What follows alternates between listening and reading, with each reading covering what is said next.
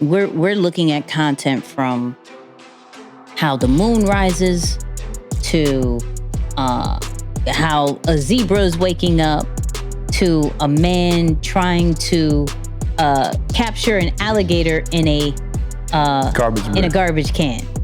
Wild, right? Absolutely wild. I hope y'all guys saw that. Isaiah, in their social media clips, find that out for me, right? But then, so I realized that was on Drink Champs, and I looked more into that interview. Shout out to Drink Champs. Y'all have one of the best interview podcasts out there. Hands down. Give you that, right? But he was talking about the views and being on other people's platforms and how we need to control more of that somehow, some way. So this is what he said in Drink Champs. I got close to, at this point, 20 billion views on YouTube. Official, right? But if I had a dollar, and I appreciate y'all clapping it up, but y'all being some Miami boys at this point, clap it up when each one of them are worth $1 and I come back with $20 billion. So it's a bunch of views to make some other company a bunch of bread. That at the end of the day, we're the driving force. So it goes back to that independent mentality. It goes back to what Luke drove in me. We can run a network. We can run them boys to cut a certain deal. But everybody's so caught up in this vanity and this bull. And if you look at the names, it's called followers and likes. I've never been around followers and likes. I've been around leaders and unique. I run around that's different.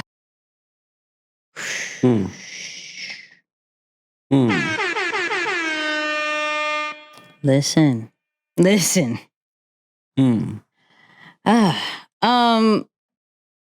me start this one off. So, first off, the vanity metrics is a real thing.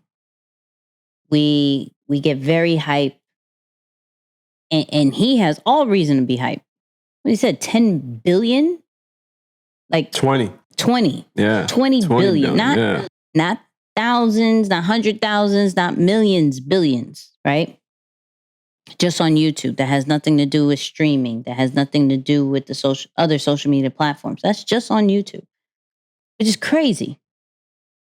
And to even understand that because you have that amount, you probably don't even get paid the true value that it's worth because it's on somebody else's platform that does understand paying creators, but doesn't give them their worth.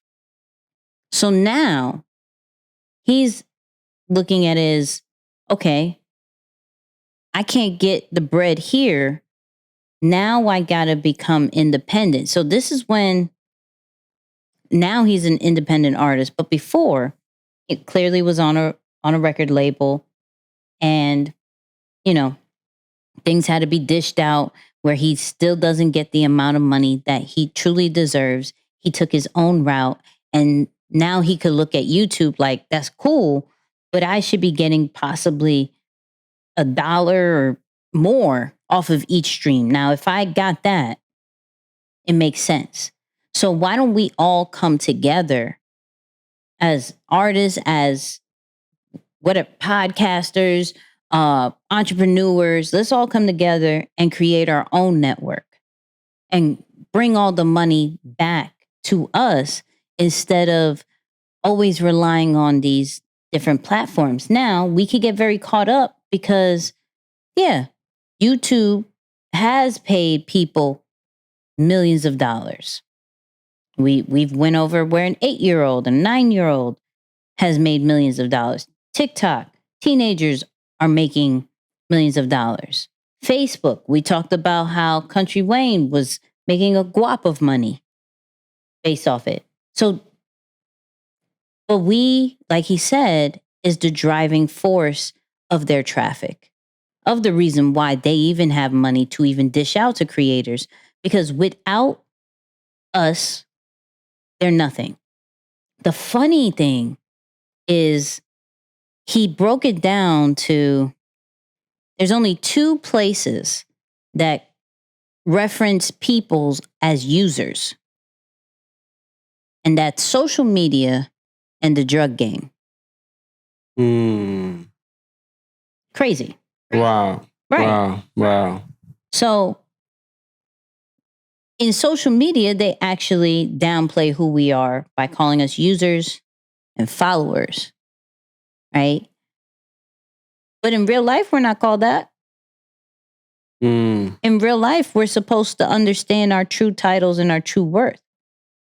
But in social media, we're only looked at as these two particular things, right? And they were referencing, what was it, that Netflix thing, Social Dilemma or something like that? I think you made me watch it. And the fact that social media keeps us such in a high, and he was like, look, I was on Instagram before Instagram was there. Somebody gave me 20. I gave him an Instagram. I was like, oh, you're dumb. You're dumb. You're dumb. Stop it. Stop it. But he was like, that same gram made the person high. These platforms are keeping them there, keeping them in a digital high. And I'm like, you got a point, sir. You have a point. Yeah. As much as I love social media, you have a point. But what can we do? And this is where I want to have a conversation. What can we do that we then take back the power and get our true value? Like, I know there is a platform called Fanbase that is trying to truly give creators what they're worth based off their content. So I think it was Isaac Hayes III who created this platform, and every feature that you've seen, whether it's from the audio from Clubhouse, lives, post, right? He's like, you're able to monetize it all. So instead of wanting followers, you're literally getting paid from your fans. Like, you want fans. You want a tribe. You don't want followers. Followers are just going to watch whatever you want to do. But I'd rather have a strong 1,000 fans that pay for my content than hundreds and hundreds of thousands that just look at it. Yeah. So it's interesting to see like how passionate Pitbull is about it. And it makes sense because of all the ventures and the deals that he's done. He understands the influence and he understands the power of what he's done. Right. But I'm like, how can we change that? Yeah. So let me kind of give you a couple of my points, right? Even before we speak to the how, right? Because I've thought about this for a while and wanting to be in like my politically correct self or my politically correct ways, I've kind of refrained from saying it. Okay. And I don't mean this in a bad way. So I hope it's not, taken out of context for those who know me. But I do believe that to some extent, social media is the modern day slavery. All right. And let me tell you why I say that. Which sounds crazy. Drink hard on that one. But let me tell you why. The reason is when you think of like those historical times, and not to compare something that's like way crazy for some people to what it is, but it was just free labor. Yeah. Right? Free labor or labor that was extremely underpaid. So when you think about today, and we did this one time on one of our lives where we were like joking around and looking into our analytics and our screen time to see how much time was spent on social media. And granted, to some extent, to a large extent, especially more so for you than I, you make a living using social. Yes. Right?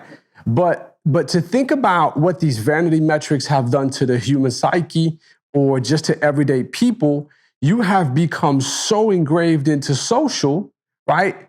And you've put so much time into creating content for social, into thinking about how you're going to appear on social or how to utilize these platforms, and you're not getting paid for the most part.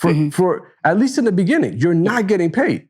And for some of the very few creators who do hit that mark, even with some of the bonuses for the lives or some of the badges, it's still not worth the value of that creator's time or talent. Big facts. So when I look at it, it's like, yo, but what are they doing? They're able to utilize all of these metrics to get you to spend a lot of time on the platform, to get more people to watch things on the platform with you, especially when you're sharing, content or videos or sending someone a meme. So they've almost employed you for free. Mm-hmm. Now, few people, a little bit like a select few, are able to get smart and say, you know what? I'm going to monetize the attention. And whether I'm going to use it as a business channel, I'm going to take the opportunity to really leverage what most people are doing or coming for, a select group of people who might be coming for education, entertainment, some form of something to make more of it, which is great. Now, to get to the final part of it, which is you're saying, like, how do we do it? I think more, and it almost relies on the community's backing, but more of us need to create our own platforms and or studios. Right. So I think of someone like Kev on Stage, who took a huge leap to say, you know what, I'm going to start my own almost like company or production company, like a studio, to create all of this stuff for myself. But the second piece of that, for it to successfully happen and people to start to finally get monetized for their time and their talent, the community needs to start backing that now. It's to say, you know what? I'm going to invest in something, although I can get it for cheaper or less money over here, because of the idea of I want to break the system that historically has kept that huge pay gap. Right. Where a big company can take advantage of your 20 billion views, but you're only worth $100 million. Right. So when you weigh it, and then of course you're going to have those people who are like, oh, but if you came from nothing, 100 million is a great come up. Yeah. So it's going to be almost a never ending debate. But to me, I just think if we're looking to level the playing field, it's got to get to that point where we're starting to say, all right, create your own. Start your own platform or production.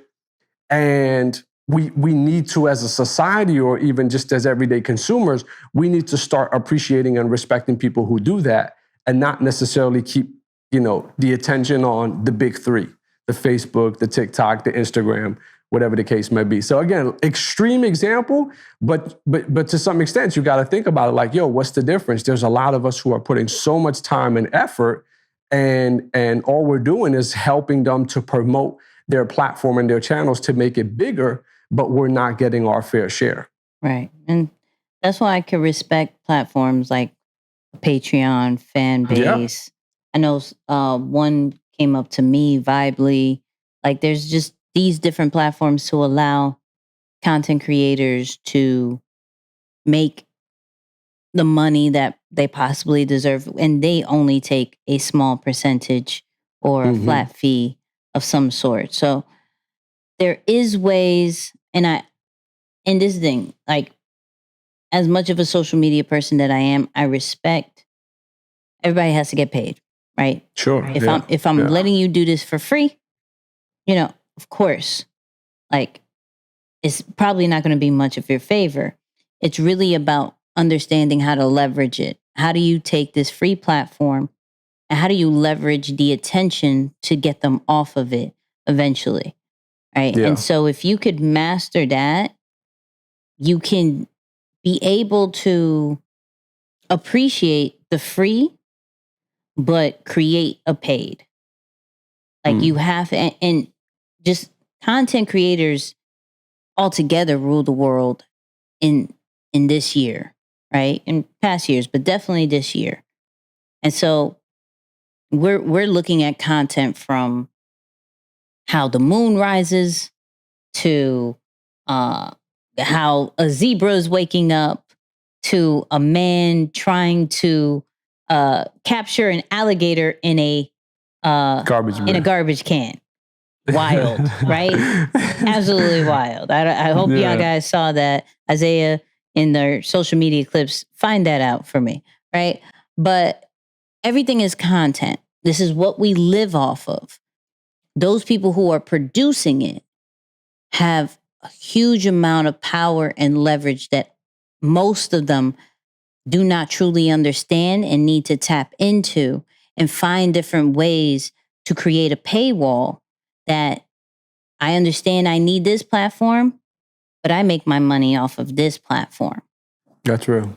And sometimes it doesn't always. Now, the goal is to create your own system.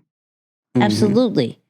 But there are platforms until then, like I said, a Patreon and a fan base that will help you get some coins until possibly you have your own app, possibly till you have your own website with a membership, option.